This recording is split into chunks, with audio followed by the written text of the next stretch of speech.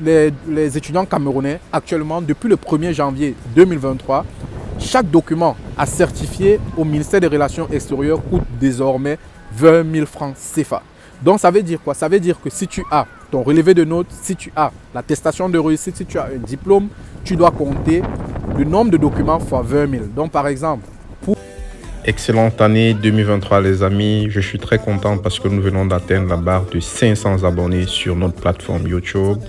Ça ne saurait être possible sans vous. Merci beaucoup chers amis et puis on se dit tout simplement, nous continuons à nous abonner, à liker, à partager nos différentes publications et à commenter pour que nous puissions échanger durant toute cette année 2023. Alors je vous souhaite tout le bonheur du monde, restons concentrés, restons toujours motivés et puis on se dit à très bientôt. C'était Samuel Boumso, immigré africain, je vous aime. Je vais vous entretenir ici sur les différents documents qu'il vous faut afin de faire votre demande de carte de séjour et pourquoi pas de votre visa le temps. Donc ça va servir à toutes ces personnes-là qui sont en train de se poser mille et une questions et qui veulent se rendre particulièrement en Égypte ou alors à l'ambassade de la Russie ou alors à Dubaï ou à Istanbul. D'accord? Donc la première des choses à savoir c'est qu'actuellement nous sommes en train de clôturer tous les dossiers de la rentrée de février. Donc si vous êtes en retard, bien vouloir relancer toutes vos universités ou alors tous vos agents qui s'occupent de vos documents parce que bientôt ce sera très tard. Donc là par exemple, j'ai quelques dossiers qui sont en train d'être achevés avec la demande des contrats d'études, de contrats de bail, les ISINA, c'est-à-dire la lettre d'invitation et le numéro d'immigration tout simplement. Donc la première des choses à savoir comme document, c'est votre contrat d'études. Okay? Quelle est votre année académique? Quel est le nombre d'années que vous venez étudier à Riga? Et dans quel établissement vous voulez vous rendre. Okay? Il faudra maîtriser cela et avoir ces documents. La deuxième des choses que l'immigration va vous demander, c'est votre contrat de bail en bonne et due forme. Votre contrat de bail doit avoir une validité d'une année minimale. Ça doit spécifier votre adresse dans laquelle ou à laquelle vous allez résider ici à Riga, le numéro par exemple de votre appartement ou de la maison, ainsi que par exemple de la chambre si vous vivez, je sais pas, dans un foyer estudiantin futur, ok, ainsi que la ville, blablabla. En dehors de ça, il va vous falloir un document qu'on appelle l'ISINA, ok, ou alors la lettre d'invitation. Cette lettre sera produite par l'immigration. Donc par exemple, une fois que vous avez votre contrat d'études, une fois que vous avez votre contrat de bail, l'université va se charger de produire ce document, ok? Vous allez payer une certaine commission et ils vont vous produire ce document, ok? En troisième ou quatrième élément, c'est votre numéro d'invitation. Il vient directement rattaché à votre ISINA parce que c'est l'immigration qui le produit. Donc, ils vont l'établir au même moment, les deux documents. Et en parallèle, j'aurais pu citer ce document comme en deuxième position ou première position, c'est votre équivalence des diplômes ou de tous vos diplômes, ok? Il va falloir faire les copies de chaque document, ok? Et les joindre à votre liste des documents afin de les envoyer à l'ambassade au moment de votre rendez-vous, ok? Donc ça c'est pour ça. Ensuite, il vous faudra établir une attestation de votre solde bancaire ou de votre compte bancaire. Donc ce document sera établi, signé, daté par un agent de banque dans laquelle vous avez votre compte, ok? Ce dernier document devra spécifier votre nom, numéro de passeport, votre adresse de résidence, votre pays de résidence, ainsi que la somme spécifiée ou alors la somme indiquée dans votre compte bancaire ce jour-là. Ce document ne doit pas avoir une validité de plus de 6 mois et également il doit avoir un solde de minimum 8 000 €, voire 9 000 € à l'intérieur. Okay? Pourquoi? Avant, c'était 6 500 €. Mais étant donné que le coût de vie en Lettonie a augmenté ainsi que le salaire minimal a augmenté, actuellement l'immigration a demandé à tous les futurs étudiants demandant d'obtenir la carte de résidence d'augmenter leur seuil, leur plafond. Donc c'est minimum 8 500 voire 9 000 €. Je ne sais pas pourquoi, mais c'est comme ça. Maintenant, si par exemple tu es au Cameroun et tu as les difficultés d'avoir un relevé ou alors une attestation de compte bancaire, tu me contactes, je vais te dire comment faire pour l'obtenir tout simplement parce que nous avons mis sur pied un accompagnement XXL 24 heures sur 24 pour résoudre ce type de problème. Donc ne vous inquiétez pas pour ce type de problème. Pareil pour les contrats d'études, nous sommes là, nous sommes très actifs sur tout au long de votre procédure du début jusqu'à la fin.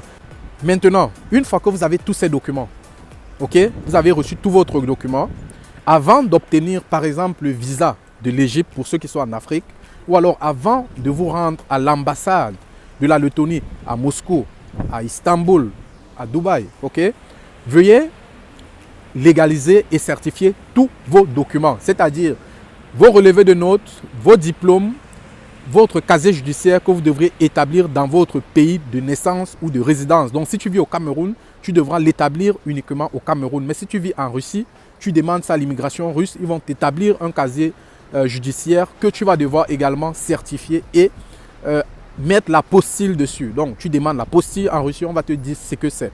Maintenant, pour légaliser un document en Afrique, comment ça se passe? Par exemple, je prends le cas d'un diplôme ou attestation de réussite ou relevé de notes. Dans un premier temps, pour ceux qui ont le bac, vous allez vous rendre à l'office du bac, ok? Ils vont signer ce document, puis vous allez vous rendre au ministère des Relations extérieures, ok? Une fois que vous avez signé ce document à l'office du bac, au ministère des Relations extérieures, ça c'est pour le bac, au ministère des Enseignements supérieurs pour la licence, master, doctorat. Ensuite, vous prenez également ces documents certifiés dans ce ministère-là, vous les envoyez directement au MINREX, donc ministère des Relations extérieures, pour également être légalisés. Par la suite, dès que vous arrivez, par exemple, en Égypte, vous devriez prendre ces documents, aller également à notre ambassade, c'est-à-dire l'ambassade du Cameroun, l'ambassade de la Côte d'Ivoire, l'ambassade du Sénégal ou du Mali, de l'Égypte, pour qu'ils légalisent ces documents, puis vous pouvez aller les relégaliser à l'ambassade de la Lettonie en Égypte. Je me répète, ça c'est uniquement pour les candidats de l'Afrique. Maintenant, si tu vis à Dubaï, si tu vis en Égypte, si tu vis, je ne sais pas, dans tout autre pays étranger, ça peut être la Biélorussie, le processus est pareil. Tu vas renvoyer tes documents d'abord en Afrique pour qu'ils soient légalisés dans les ministères que j'ai cités en prélude. Ensuite, vous allez les recevoir dans votre pays de résidence. Donc, allez les signer dans l'ambassade de votre pays, dans le pays de résidence actuel. Pour les Camerounais qui vivent à Moscou, à Ryazan, à Saint-Pétersbourg, à Novgorod, vous allez amener vos documents déjà certifiés au MINREX du Cameroun, à l'ambassade du Cameroun à Moscou. Ensuite, vous prenez ces documents pour les légaliser à l'ambassade de la Lettonie à Moscou. Okay? Puis, avec tous ces documents-là complets, vous pouvez maintenant booker un rendez-vous pour la légalisation, la demande du titre de séjour. Je ne sais pas si j'ai été clair, je suis allé très rapidement, mais si vous n'avez pas compris quelque chose, bien vouloir poser toutes vos questions en commentaire, s'il le faut, je vais revenir un autre jour, mieux expliquer, parce que je suis là pour ça.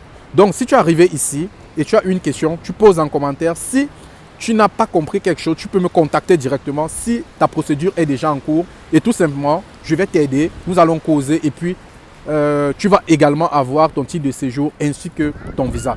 Donc ça, c'était pour ça ce soir. Et comme dernière information, pour tous les étudiants camerounais, actuellement, depuis le 1er janvier 2023, chaque document à certifier au ministère des Relations extérieures coûte désormais 20 000 francs CFA. Donc ça veut dire quoi? Ça veut dire que si tu as ton relevé de notes, si tu as l'attestation de réussite, si tu as un diplôme, tu dois compter le nombre de documents fois 20 000. Donc par exemple, pour la procédure de la demande de séjour. Donc avant de continuer cette vidéo, j'aimerais m'adresser ici à tous ces candidats qui croisent les bras. Chers amis, écoutez, cette page ou alors cette chaîne, c'est tout simplement pour mettre à votre disposition un certain ensemble d'informations complémentaires. Faites l'effort, vous également, d'aller chercher et de venir confronter ce que je dis avec les informations que vous avez déjà. Ne restez pas les bras croisés et dire que Samuel, l'immigrant africain, va chercher et venir vous fournir les informations. J'aime pas la paresse.